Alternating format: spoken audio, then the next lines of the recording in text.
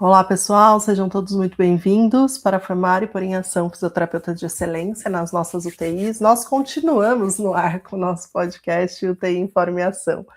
Sejam todos muito bem-vindos, eu sou a Débora, fisioterapeuta intensivista, e você pode me encontrar no @movimenta_UTI. Olá, pessoal, eu sou Sancler Bernardes, fisioterapeuta intensivista, você me encontra no @Sancler Bernardes e juntos você nos encontra no UTI Informe e Ação, esse podcast semanal que traz assuntos de UTI e às vezes assuntos que venham a contribuir para o desenvolvimento do profissional e da assistência que a gente presta, ajudar os pacientes também dentro do cenário da terapia intensiva.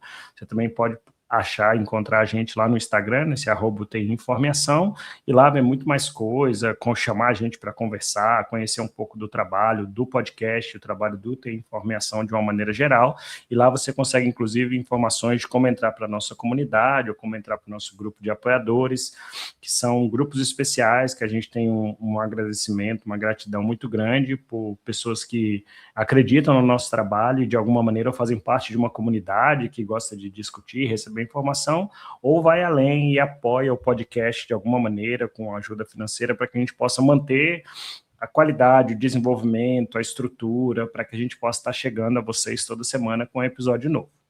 Hoje não é diferente, nessa semana a gente tem mais um episódio novo e vamos seguir mais ou menos fazendo uma coisa que a gente tem feito com frequência, né, Débora?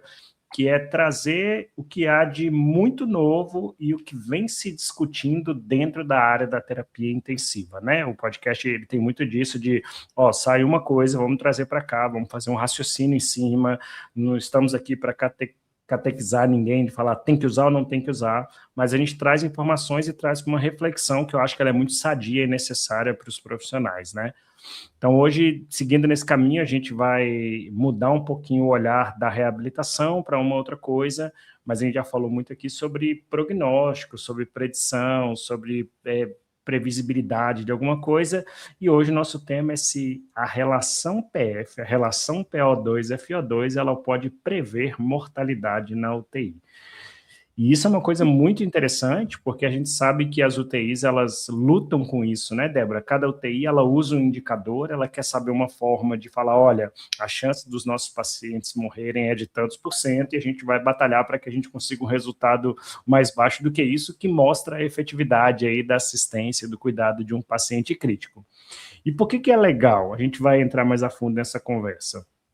Isso veio de uma publicação recente que a gente teve na Critical Care Science, né, um trabalho, depois a gente explica melhor, de um grupo da Austrália e da Nova Zelândia, que tentaram mostrar se a relação PF poderia prever mortalidade hospitalar até 28 dias, e de um editorial de um grupo de Portugal que faz uma crítica, né, uma reflexão em cima disso.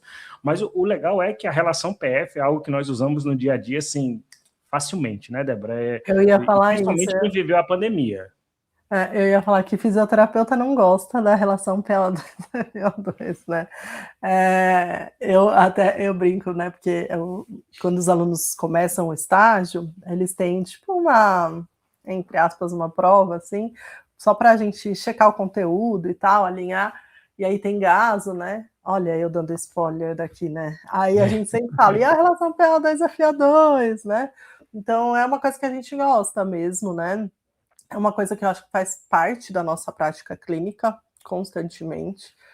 E eu acho que eu gosto muito, né, quando a gente traz essas discussões de artigo aqui, Sancler, porque eu acho que fica muito claro como a ciência vem caminhando, né? A gente já falou isso aqui antes, né? É muito interessante ver que assim a gente descobre uma coisa, né? Aí a gente vai usando aquilo.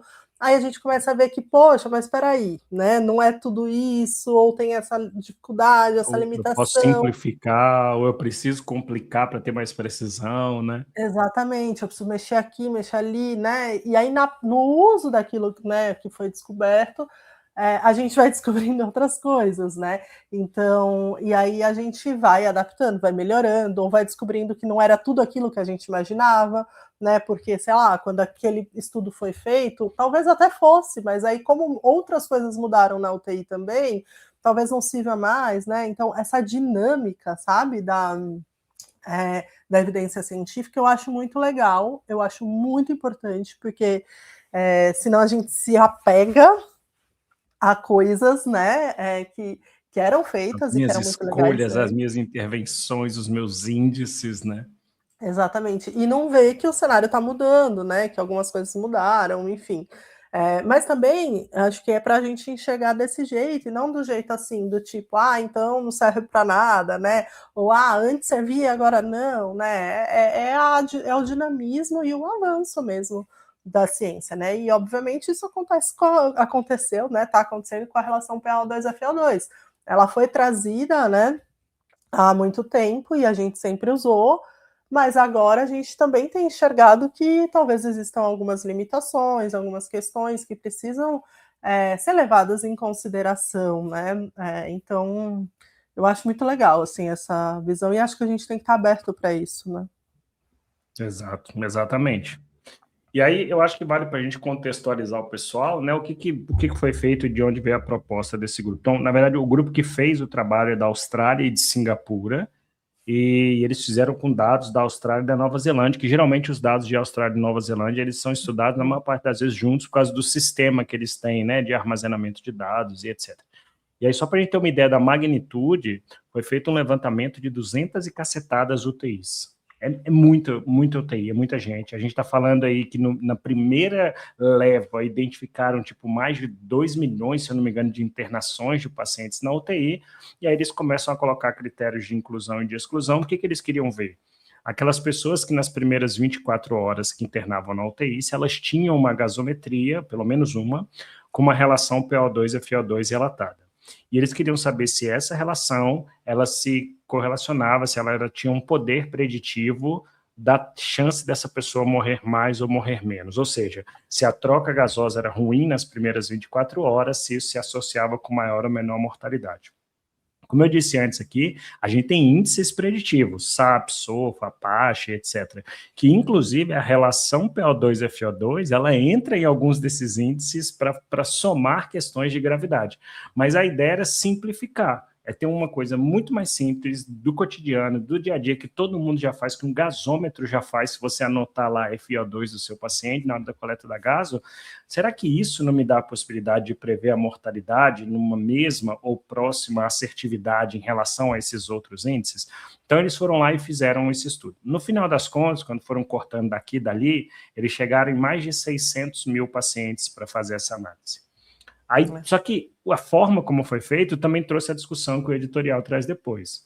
São pacientes de todos os diagnósticos, metade dos pacientes não tinha insuficiência respiratória, a outra metade que tinha era dividida entre leve, moderado e grave e tal. Então, tenta-se fazer essas deduções e associações. Antes de entrar no resultado do trabalho, Débora, eu queria só reforçar para o pessoal que está acompanhando a gente que a relação PO2 e FiO2, e você disse que a gente usa muito, todo fisioterapeuta usa muito, porque ela mostra para a gente de uma maneira muito mais eficiente do que só a saturação ou do que só a PO2 ou o aproveitamento de oxigênio, né? Eu adoro usar na aula um exemplo assim, você olha para duas pessoas, essas duas pessoas estão andando ali num carro zero, chique, muito bonito e muito legal o carro. Essas pessoas são ricas por igual?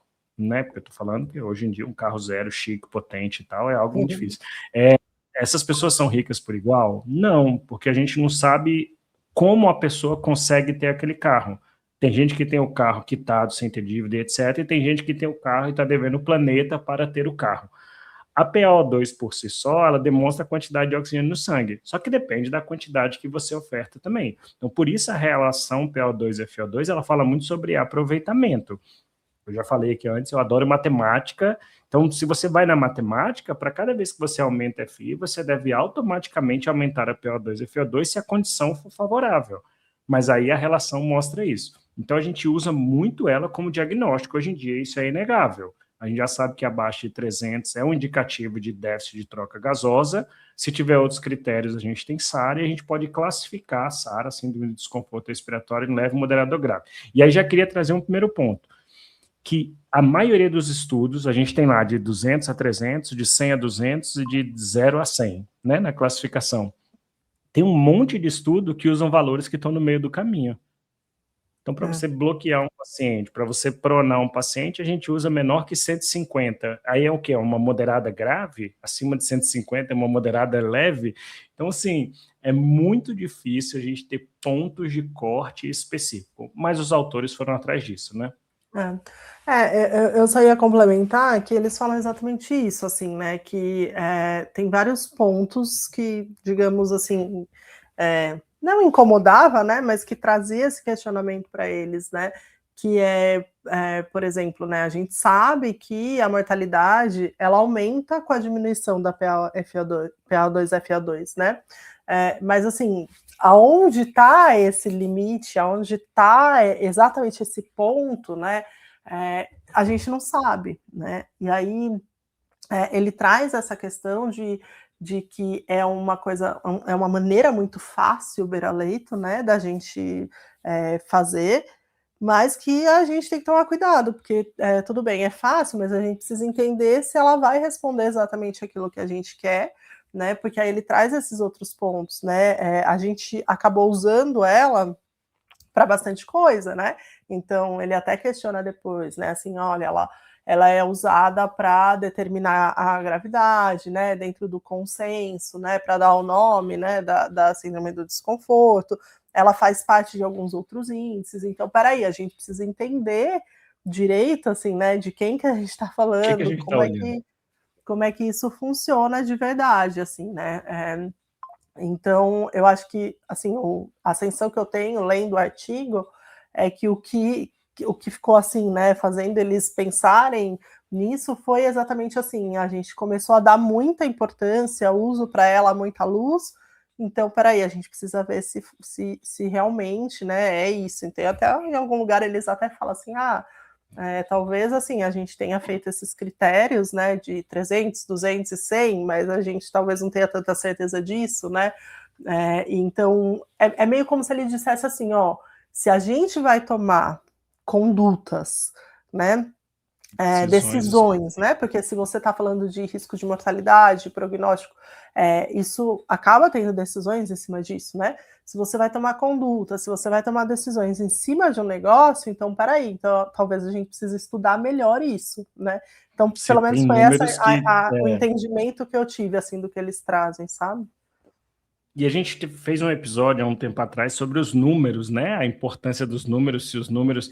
Então, a gente precisa saber o que é valor preditivo, o que é valor né, prognóstico, o que é ponto de corte e tal. E eu acho que foi em busca disso que os autores tentaram achar, encontrar esses números, porque você falou uma coisa que é bem clara. A gente sabe que quanto mais baixo, pior é para o paciente. Mas eu preciso ter essas estratificações, porque isso ajuda na tomada de decisão, nos fluxos assistenciais, nos protocolos. Então, por exemplo, eu não prono uma pessoa que tem 299 de relação PO2-FO2, é abaixo de 300, mas eu não prono essa pessoa porque eu sei que ela está ali e que o prognóstico é muito mais favorável do que alguém que tem 100 de relação PO2-FO2. Quem tem abaixo de 80 vai para ECMO. Então, é importante que tenha esses pontos de corte.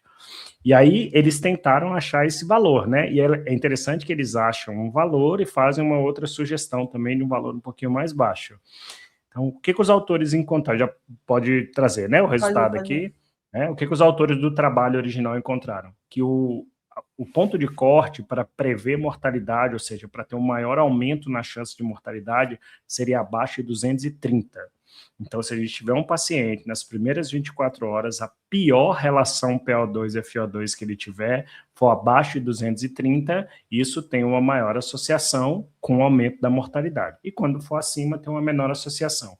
Mas quando eles vão refinando a análise estatística, eles falam de 200 talvez ser esse ponto de corte, né? Abaixo de 200 ser um ponto de corte específico para aumento da taxa de probabilidade de mortalidade para os pacientes.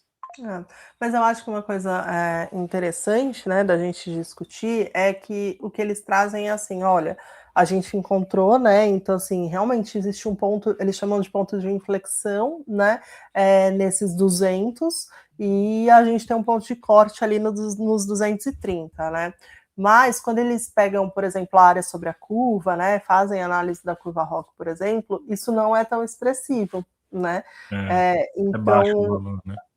ao que parece, assim, não é tudo aquilo que a gente imaginava quando a gente pega um paciente, uma relação PaO2-FO2 e acha que aquilo ali vai dar a cara ali se ele vai acabar tendo uma mortalidade maior ou não, assim. Não é De novo, suficiente. a minha sensação é como se eles dissessem assim, não dá para a gente apostar as nossas fichas na mortalidade da pessoa pela relação PaO2-FO2, que teoricamente, na beira do leito, traria para a gente essa noção, assim, de, nossa, então é uma SARA grave, né, então tem maior gravidade, então esse cara tem mais chance de morrer.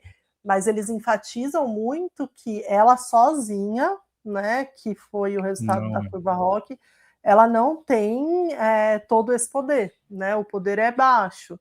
Então a gente não deveria olhar e apostar as nossas fichas, né, nessa questão de mortalidade, tudo só pela relação PaO2-FO2, mas que isso precisa ser contextualizado, né? E aí eu sinto meio uma frustração assim deles, né, de falar assim, olha, a gente queria alguma coisa mais simples, além do Apache, né, do SAPS, mas a gente não vai estar tendo, entendeu? Não vai conseguir entregar, porque a relação PaO2-FO2 não vai servir para contemplar isso de uma maneira isso, né?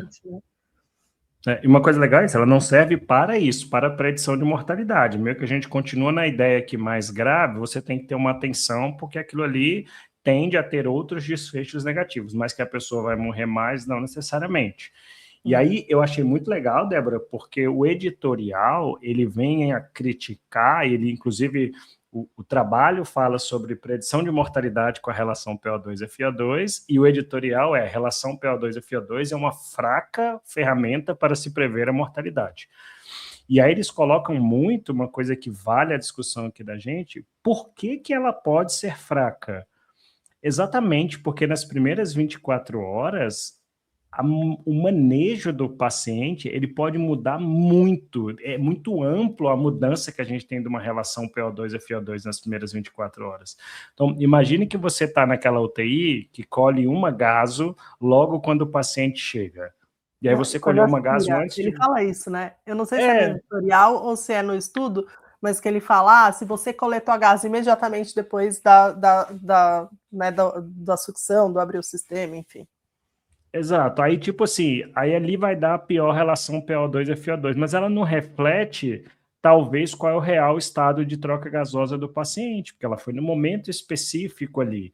Então, não teria como eu atribuir por causa dessa grande mudança. Um outro exemplo que ele dá é assim, se o paciente chegou com um edema agudo de pulmão, você vai coletar uma relação PaO2-FO2 muito ruim. Mas a partir do momento que você botar ele na pressão positiva com a não invasiva, essa relação PaO2 tende a ficar muito melhor. Pô, e aí? Ou se for uma telectasia pós-operatório, que é uma insuficiência respiratória hipoxêmica transitória, né? Que eles até dão esse nome, transitória. Se o paciente chegou do centro cirúrgico no pós-operatório de uma cirurgia abdominal alta, ele tem uma relação PF baixa. Você foi lá, colocou ele em VM, aumentou um pouco a PIP, a relação PF dele melhorou muito.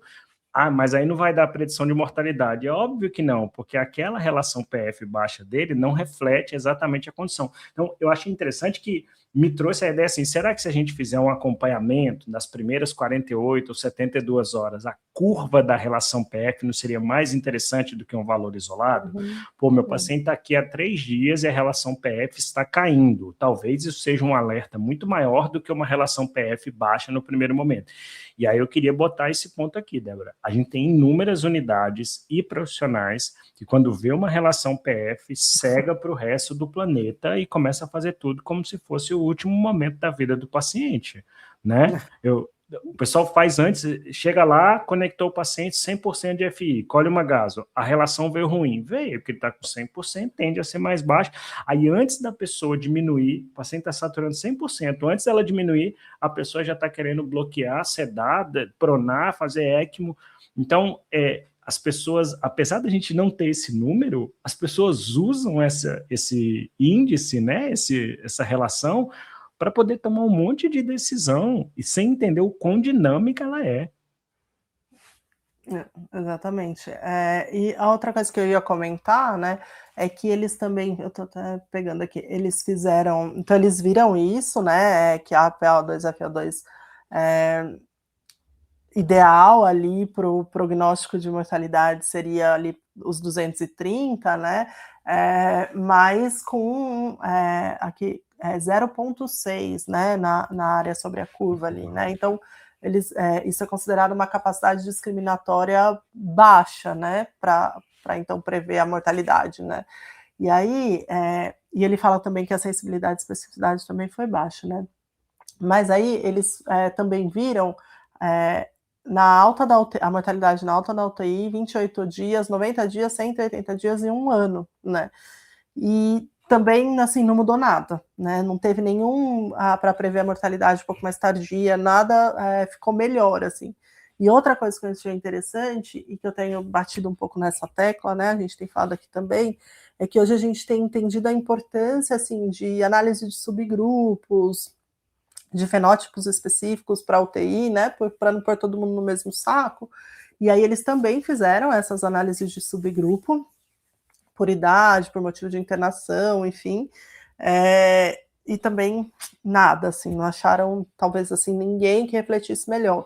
Quando eles pegaram os pacientes com motivo respiratório mesmo, assim, né, de internação, aí teve um pouquinho mais baixo, né, esse corte, mas também, assim, não foi um desempenho do ponto absurdo, né, também foi uma capacidade preditiva aí baixa.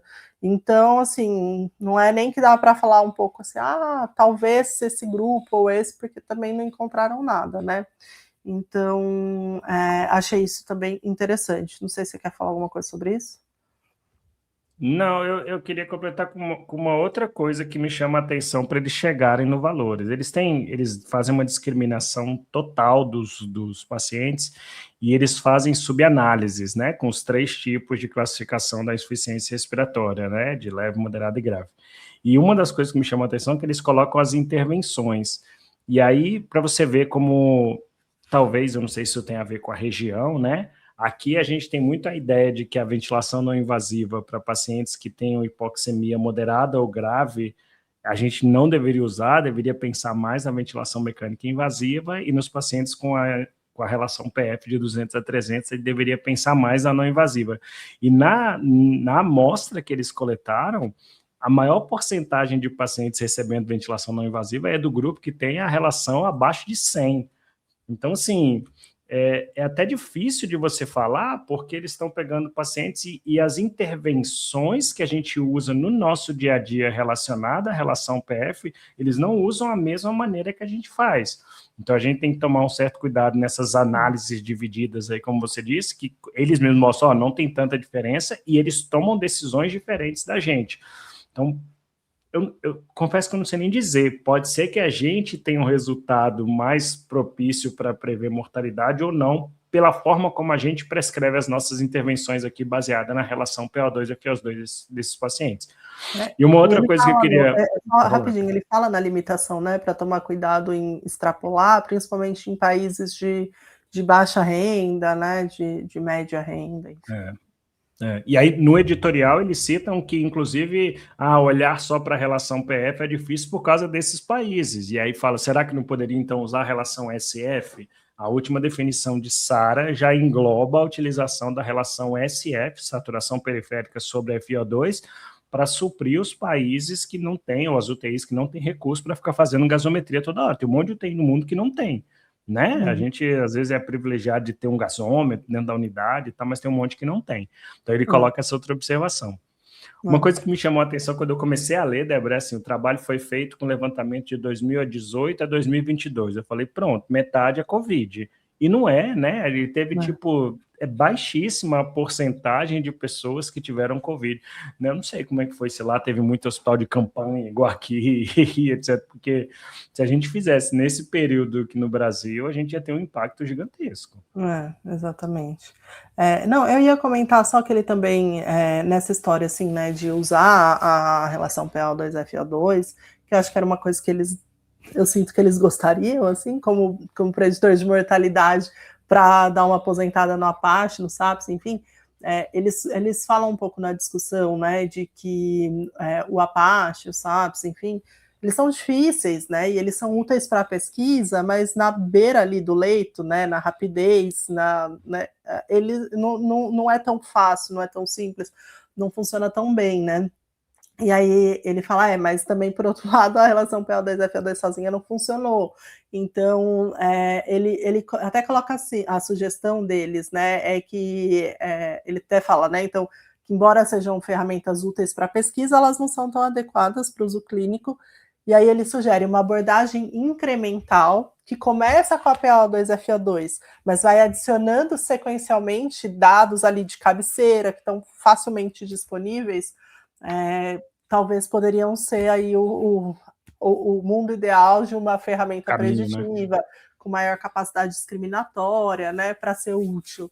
E o que me fez pensar que talvez é onde a gente chegue, né, quando a gente fala de inteligência artificial, desse uso de muitos dados, né, faz sentido a gente não pensar em uma variável só, né, mas a gente pensar nessa possibilidade que está muito próximo de um sistema que vai se alimentando com várias variáveis e consegue responder melhor para a gente o que a gente precisa, né?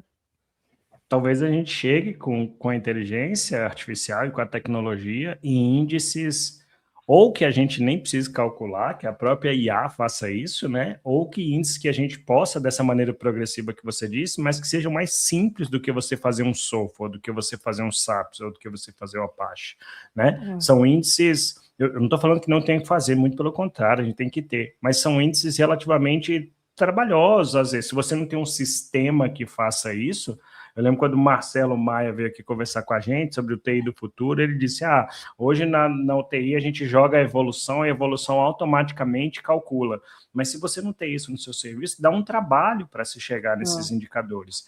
Então, quem sabe com a tecnologia a gente possa fazer esses e pensar em outros a partir de dados, a partir de análise de Big Data, etc., que seja isso, olha, PO2 e FO2. Se ela tiver baixa, olha a hemodinâmica. Se ela tiver baixa, olha o balanço hídrico. E talvez isso, estou dando um exemplo bem absurdo, talvez isso seja o suficiente para fazer uma predição de mortalidade, não pegar 30 itens, pegar exame laboratorial e não sei o quê. Então, isso era mais difícil antes, hoje tem se tornado um pouco mais fácil com o uso dessas ferramentas tecnológicas. Então, eu acho que sim, eu acho que pode chegar. E eu gostaria de ir além, Débora. Eu gostaria que a gente chegasse nessa predição de mortalidade, mas que isso também ajudasse a gente da fisioterapia, não só nas decisões ventilatórias, que a gente também tivesse algumas informações desse tipo, que ajudasse a gente não só a prever mortalidade, mas prever prejuízo funcional, prever tempo prolongado de VM, para que a gente pudesse tomar nossas decisões também, não só tipo, eu não quero que o paciente morra, a gente já falou isso muito aqui no episódio. Nós, da fisioterapia, também trabalhamos muito, porque eu não quero que ele fique dependente depois que ele for de alta da UTI, né? Só para terminar, ele também fala da importância de se entender melhor isso para as pesquisas, né? Porque como a relação PO2-FO2 é meio que um determinante, né? Acaba que muitos ensaios clínicos foram feitos baseados nela, no sentido de colocar aquela pessoa no estudo ou não colocar, né? Então, também, se a gente estiver, talvez, olhando de uma forma errada, a gente pode acabar tendo algumas questões aí em outros estudos. Então, ele fala um pouco sobre esse futuro da pesquisa nesse sentido, assim, de entender melhor ela, porque ela é muito usada para selecionar as populações que vão entrar em pesquisas, né? Então, tem que levar no isso. editorial, inclusive, eles fazem um negócio bem legal, que é uma balança entre vantagens e desvantagens, né, da relação PO2 e FO2, e aí eles falam sobre isso, que, por exemplo, esses limiares, eles podem variar de acordo com coortes diferentes, com grupos diferentes, subgrupos diferentes. Então, a gente está tomando a decisão como se todo paciente da UTI respondesse única e exclusivamente, mas também vou fazer meia-culpa aqui. Talvez a gente tome a decisão extrapolando. A maioria dessas coisas que se fala sobre relação PO2 e FO2 são para pacientes com síndrome do desconforto respiratório agudo. É nós que usamos para tudo, né? Então, nós que eu digo, nosso dia a dia. Então, entender que isso vai variar de acordo com populações diferentes é importantíssimo, é uma desvantagem do uso isolado da relação PO2 e FO2. Outra coisa é o que eu disse antes, que é a grande variação com o suporte ventilatório. Você tem uma relação PO2 e FO2 estimada do indivíduo que está usando um catéter nasal, respirando pela boca, Você colhe uma gase, você chega numa relação PF. Aí você entubou, colocou ele em ventilação mecânica, FO2 precisa. Completamente outro universo. Então, isso são desvantagens. Mas a vantagem é que é fácil, você só precisa de uma gase, ela é objetiva e já está dentro de índices. O SOFA, por exemplo, usa a relação PF dentro dele para se chegar na pontuação final. Então, já é algo que a gente entende, como você falou lá no começo, que pior relação, pior para o paciente. Relação mais alta, melhor para o paciente. Não mais alta do tipo, eu preciso de 1.000, mas uma relação acima de 300, ela é melhor para o paciente. Então, eu acho que no final das contas, foi um trabalho para mostrar assim, a gente não pode confiar cegamente nesse valor isolado, mas a gente não pode abandonar esse valor, porque ele tem relação, sim, com algumas questões de desfechos, não uma relação direta e pontual, por exemplo, com mortalidade. Ele até fala, né, que tiveram alguns estudos antes e que também trouxeram esse resultado muito parecido, assim, né? Então, que por ser uma corte muito grande e tudo mais, o legal do trabalho é que aumenta de forma considerável aí a literatura, né, falando a respeito da relação PaO2-FO2, mas principalmente acho que com essa visão, né, que ele fala que é não pôr todas as fichas na mortalidade do paciente em cima da relação PaO2-FO2. Exatamente. Bom, para a gente finalizar, eu tenho uma dica. Eu fiquei pensando aqui, né? E aí tem uma dica, para mim, é um dos, eu diria que está no meu top 5 de filmes de todos os tempos. Não sei porquê, mas eu gosto muito desse filme. É um filme que chama As Duas Faces de um Crime. E a ideia é, nem tudo que parece é. Então assista o filme que você vai ver. Um filme, o Edward Norton era bem novinho, ele faz um coroinha que é acusado de assassinar o padre, e o Richard Gere vai ser o advogado.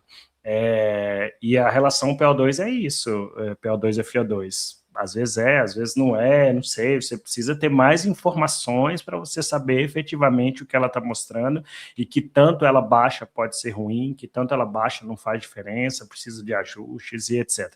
Então essa é a minha dica, As Duas Faces de um Crime. É um filme antigo, viu? Deixa eu ver que ano esse filme é. Ele é um filme de... nem sei, não está aparecendo. 96, Nossa 30 anos senhora. atrás. Muito bom, muito bom. Então tá bom. Pessoal, obrigado pela companhia e a gente se vê no próximo episódio, então. A gente vai mandar o artigo para quem estiver lá com a gente nas nossas comunidades, tá bom? Até lá, pessoal. Tchau, tchau. Tchau, tchau.